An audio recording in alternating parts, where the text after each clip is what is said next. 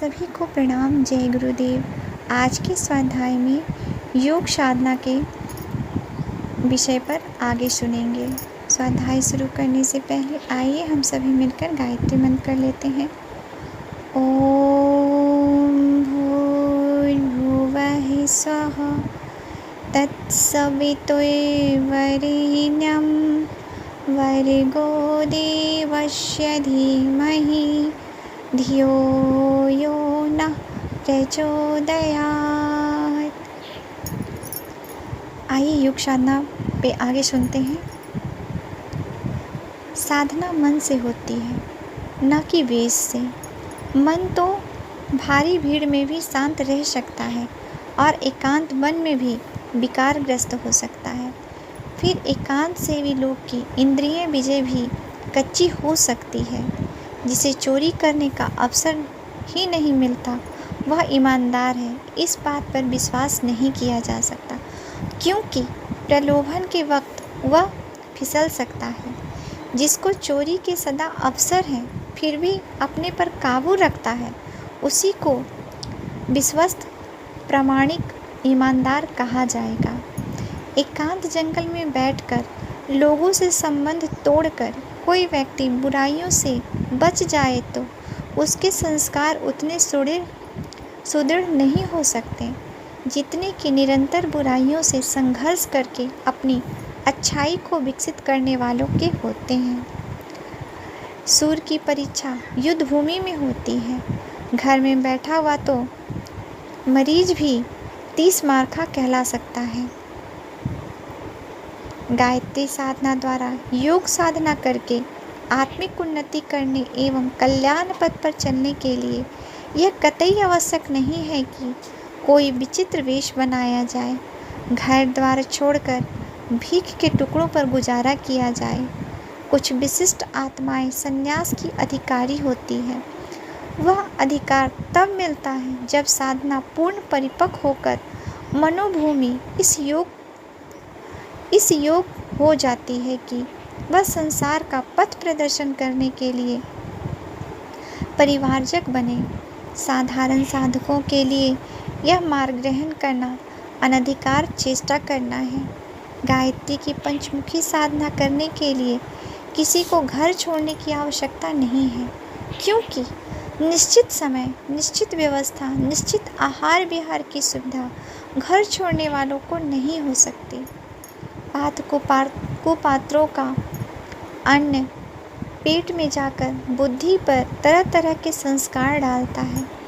इसलिए अपने विश्राम की कमाई हुई रोटी पर गुजारा करते हुए गृहस्थ जीवन में ही साधना क्रम का आयोजन करना चाहिए। ब्रह्मचर्य उचित और आवश्यक है, जिससे जितना संयम हो सके उतना अच्छा है। पुरुषचरण की निश्चित अवधि में जब तक निश्चित संकल्प का जब पूरा न हो ब्रह्मचर्य का पालन आवश्यक है, परंतु नित्यकालीन निर्धारण संख्या या अवधि के विशेष पुरुषचरण को छोड़कर सामान्य साधना क्रम में ब्रह्मचर्य अनिवार्य शर्त नहीं है। गृहस्थ लोग अपने साधारण एवं स्वाभाविक दाम्पत्य कर्तव्यों का पालन करते हुए प्रसन्नतापूर्वक अपनी साधना जारी रख सकते हैं। इससे उनके साधन में कोई बाधा नहीं आएगी। मन पर नियंत्रण करने की सात्विकता के लिए पालन करने की सुविधा घर पर ठीक प्रकार से होती है। जहाँ पानी होगा वहीं तो तैरना सीखा जाएगा। पानी से सैकड़ों कोस दूर रहने वाला मनुष्य भला अच्छा तैराक किस प्रकार बन सकेगा। तैरने की अनेक पुस्तकें पढ़ने एवं अनेक शिक्षाएं ग्रहण करने पर भी उसकी शिक्षा तब तक अधूरी रहेगी जब तक कि वह पानी में रहकर भी न डूबने की अपनी योग्यता प्रमाणित न कर दे। गृहस्थ जीवन में अनेक अनुकूल प्रतिकूल भले बुरे हर्ष विषाद के अवसर आते हैं।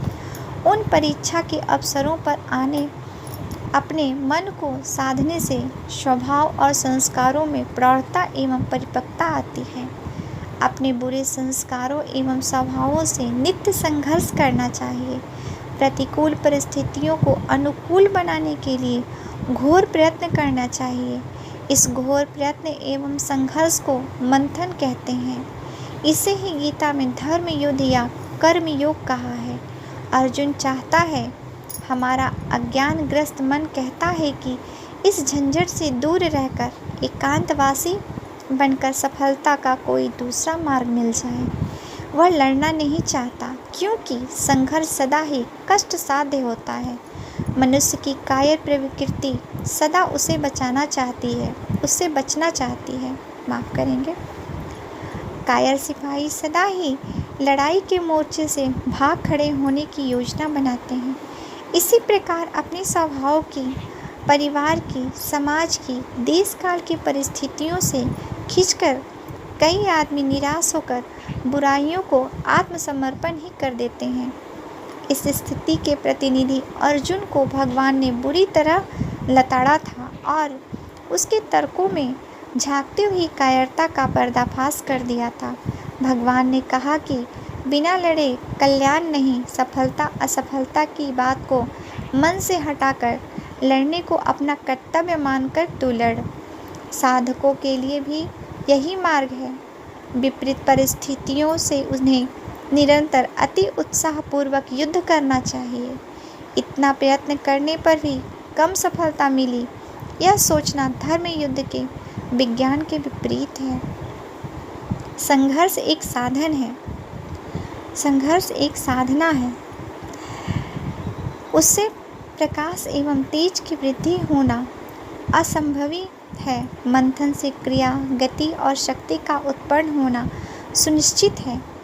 साधन समर के सैनिक का प्रत्येक कदम लक्ष्य की ओर बढ़ता है। मंजिल चाहे कितनी दूर क्यों ना हो, प्रगति चाहे कितनी मंद क्यों ना हो, पर यह ध्रुव निश्चय है कि यदि साधक की यात्रा उसी दशा में जारी रहेगी तो वह आज नहीं तो कल पूर्ण सफलता की प्राप्ति करता रहेगा और करके रहेगा। गायत्री साधना निष्फल नहीं जाती। आइए स्वाध्याय शुरू करते हैं। अपनी आंतरिक स्थिति के अनुकूल पंचमुखी गायत्री की 5 साधनाओं में से एक उपयुक्त साधना चुन लेनी चाहिए। जो विद्यार्थी जिस कक्षा का होता है उसे उसी कक्षा की पुस्तकें पढ़ने को दी जाती है। बीए के विद्यार्थी को 6वें दर्जे की पुस्तक पढ़ाई जाए तो उसकी उन्नति में कोई सहायता न मिलेगी। इस प्रकार 5वें दर्जे वाले को 12वें दर्जे का पाठ्यक्रम पढ़ाया जाए तो घोर परिश्रम करने पर भी उसमें सफलता नहीं मिलेगी। साधना के संबंध में भी यही बात लागू होती है।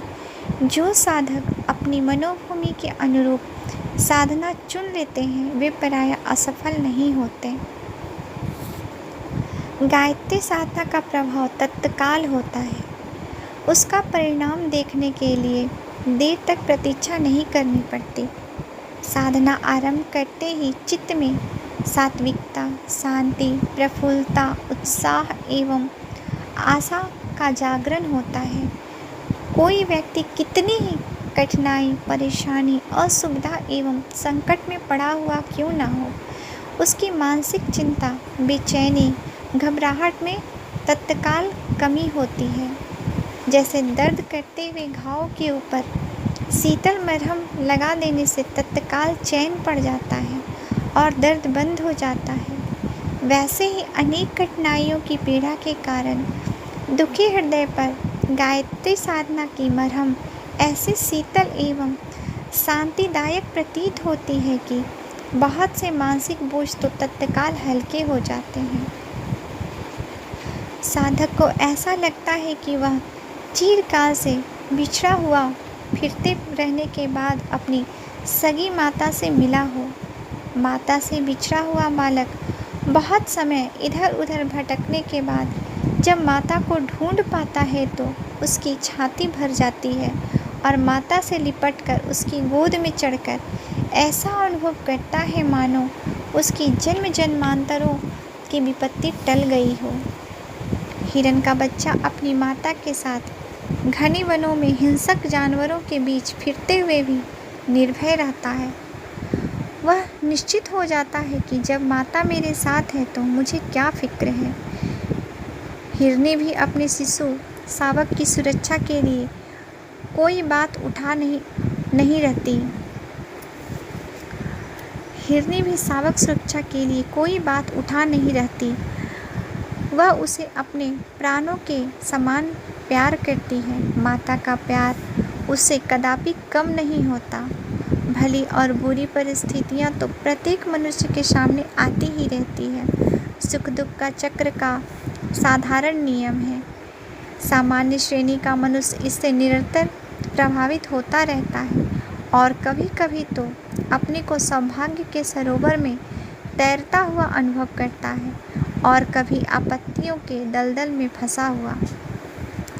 पर जिस व्यक्ति ने गायत्री उपासना करके मन को संयत रखा सीख लिया है और यह विश्वास दृढ़ कर लिया है कि सन्मार्ग पर चलने वालों की वह महाशक्ति अवश्य सहायता और रक्षा करती है, वह कभी विपरीत परिस्थितियों में व्याकुल नहीं हो सकता।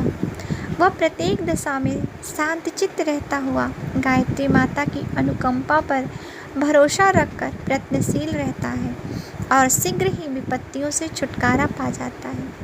विपत्तियां स्वयं इतना कष्ट नहीं पहुंचाती जितना कि उसकी आशंका, कल्पना, भावना दुख देती है। किसी का व्यापार बिगड़ जाए, घाटा हो जाए तो उसे घाटे के कारण शरीर यात्रा में कोई प्रत्यक्ष बाधा नहीं पड़ती। रोटी, कपड़ा, मकान आदि को वह घाटा नहीं छीन लेता और न घाटे के कारण शरीर में दर्द, ज्वर आदि होता है। फिर भी लोग मानसिक कारणों से बेहतर दुखी रहते हैं। इस मानसिक कष्ट में गायत्री साधना से तत्काल शांति मिलती है।